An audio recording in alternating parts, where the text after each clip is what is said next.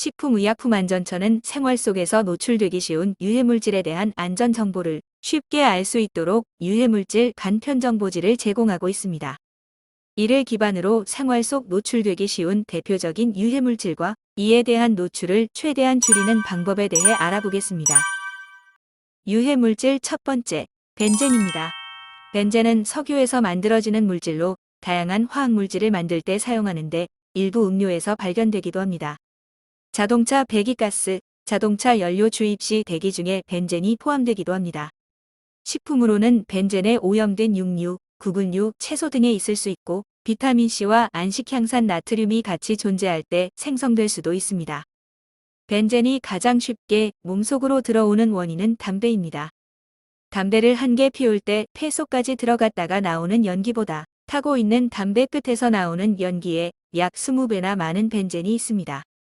따라서 간접 흡연을 통해 더 많은 유해 물질을 흡입할 수 있습니다. 공기 중에 있는 벤젠 중 약 50%가 호흡기를 통해 몸속으로 흡수되며 벤젠을 액체 형태로 마시면 빠른 속도로 위점막에 흡수되며 주로 혈액에 문제가 생깁니다. 벤젠 노출을 줄이려면 외출할 때 마스크를 착용하고 가정에서는 하루 3번 창문을 열어 실내 공기를 외부 공기로 완전히 교환해야 합니다. 두 번째, 프탈레이트입니다. 프탈레이트는 딱딱한 플라스틱을 부드럽게 하기 위해 첨가하는 물질인데 역시 인간의 내분 비계를 교란시킵니다.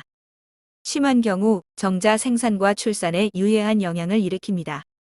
프탈레이트 노출을 완전히 막는 것은 거의 불가능합니다. 다만 생활 습관 개선으로 노출을 최소한으로 줄일 수 있습니다. 우선 물을 자주 마시는 습관을 들이고 운동을 통해 대사를 활발하게 해 체내에 축적된 환경 호르몬을 땀으로 배출시키는 게 좋습니다. 폴리염화비닐 재질로 된 랩은 100도를 초과하지 않게 해야 하고 지방이나 알코올 성분이 많은 식품과 직접 접촉하지 않도록 합니다. 뜨거운 음식이나 액체는 가능하면 유리, 도자기, 스테인리스, 내열 온도가 높은 플라스틱 재질 용기에 담아 사용합니다. 손을 씻을 때는 손세정제보다 천연 비누를 사용하는 등 화학 성분이 들어가는 화장품과 세제 대신 친환경 제품을 사용합니다. 세 번째, 비스페놀입니다. 비스페놀도 플라스틱 등 다양한 산업제품 생산에 사용되는 물질이지만 내분 비계를 교란시킵니다. 특히 여성 호르몬 에스트로겐과 유사한 작용을 해 남성에게 무정자증을 유발하거나 여성에게 이상성 징후를 나타낼 수 있습니다. 비스페놀에 최대한 노출되지 않으려면 에폭시 수지가 코팅된 통조림, 캔 제품을 가스레인지 등에 직접 올려놓고 조리하지 말아야 합니다.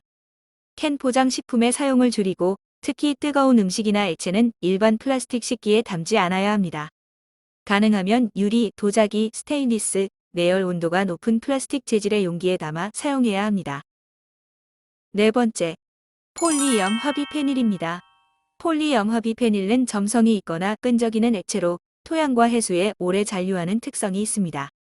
사용이 금지되어 있지만 환경에 남아있는 내분 비계 교란 물질입니다. 인체에 들어갔을 때 간과 피부에 손상을 입힙니다. 폴리염화비페닐은 채소나 과일류보다 지방 함량이 높은 육류, 어류 등에 많습니다. 따라서 생선과 가금류는 껍질을 벗기고 내장 등 지방 축적 부위 섭취를 하지 않는 것이 좋습니다. 그리고 조리법은 기름에 튀기기보다 물에 끓이거나 삶는 것이 좋습니다.